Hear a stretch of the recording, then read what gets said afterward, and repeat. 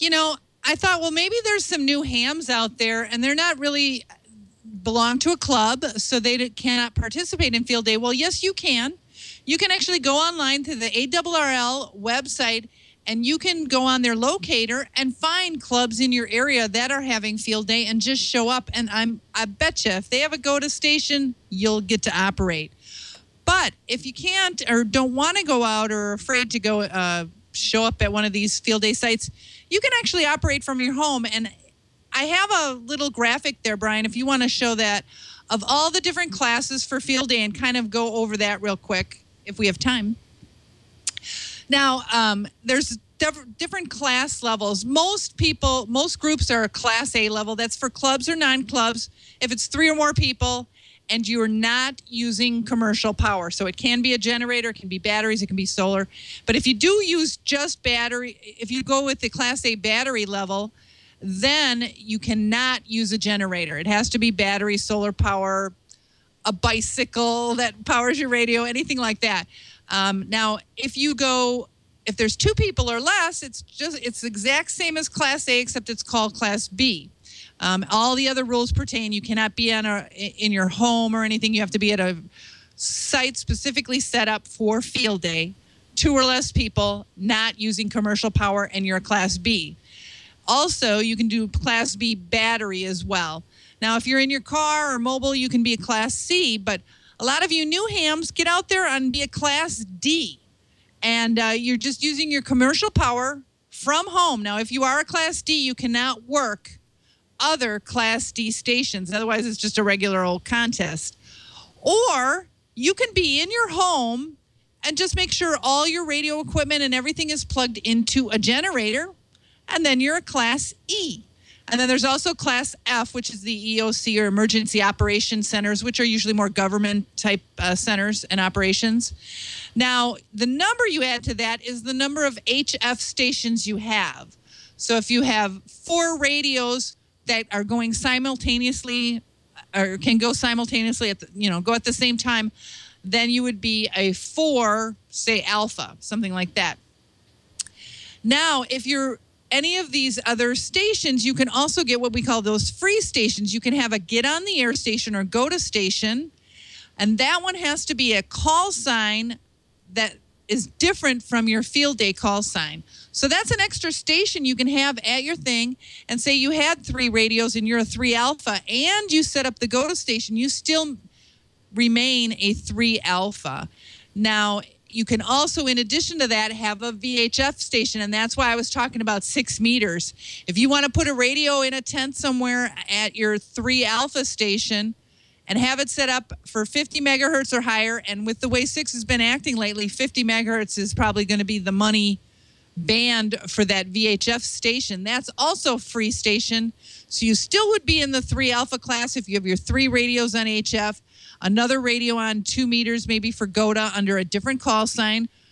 And the 5th station is a VHF station, and you're still only considered a 3 alpha. So I know it's a lot to take in. It's kind of confusing for you new guys out there, but and there's my little riddle at the bottom. I mean, I am going to be operating. We're going to have 2 main transmitters. They're going to be on HF. We're going to be out at a park. We're going to be using generator power. Plus, we're going to have a station set up for 6 meters and 2 meters. And that's the 2 meter one's going to be under a completely different call sign. So what class do you think that would be? Well, since there's going to be about 10 of us, since there's more than 3 or more than of us, it's alpha. We have the 2 HF stations, so we're a 2 alpha, even though we technically have 4 radios on the air. So I hope I didn't make it more confusing, and I hope that helps you out. But if you don't get to a field day site, just operate from home. You can be the Class C from your car or vehicle, or the Class D from your home if you're plugged into your normal electrical outlets in your house, or if you plug it into a generator outside of your house, then you can be a Class E, and you can work anybody if you're a Class E. But if you're a D, you can only work Ds. That help? Something else, Val, to remember. If you're going to do, say, a mixture, so you're going to go out with your club, let's say, and I may actually do this. Take some time to go out to my local club, which is the Pearl River County Amateur Radio Club, W5PMS. If I go out and I work with the W5PMS group, and then I come back home, and they're, of course, Alpha. And if I come back home and get on my station and I'm a Delta from my house, I cannot contact W5PMS. That's in the rules. I was reading that earlier today or yesterday. So that's just something to remember. You can't say, oh, I'm going to go home and I'm going to get a contact and give you guys a contact. That doesn't count. So, well, also, too, if you're a class, any of these battery classes, it's 5 watts or less. And if you have a VHF station or a GOTA station, those also have to be 5 watts or less and using the battery and the solar. Right. So go to the ARRL website and go into the contest section and download the whole field day packet and take the time reading it. There's a lot of information there.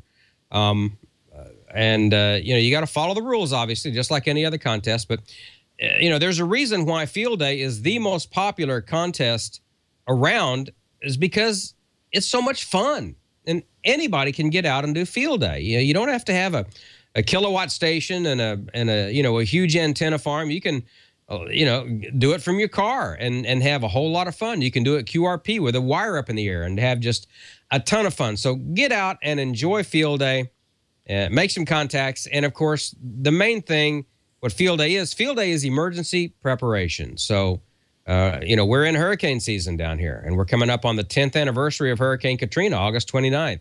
In fact, there's going to be a special event station for the Katrina survivors that we've talked about in previous shows, and we'll bring that up again as it comes a little closer. That's something that I'm definitely going to be a part of. But that's what field day is all about. Field day is to get out and set up in adverse conditions and make sure that when the poop hits the prop, you can get out and make contacts and pass traffic and possibly save lives. And, of course, you can have fun in the whole process of practicing. And that really is what it's all about, right? And if you're shy about getting out to one of these parks and you see a group out there, don't be, because they get points if they get visitors showing up at their station. They have a sign-in and they have all kinds of things. So you're giving them points. They're happy to see you show up.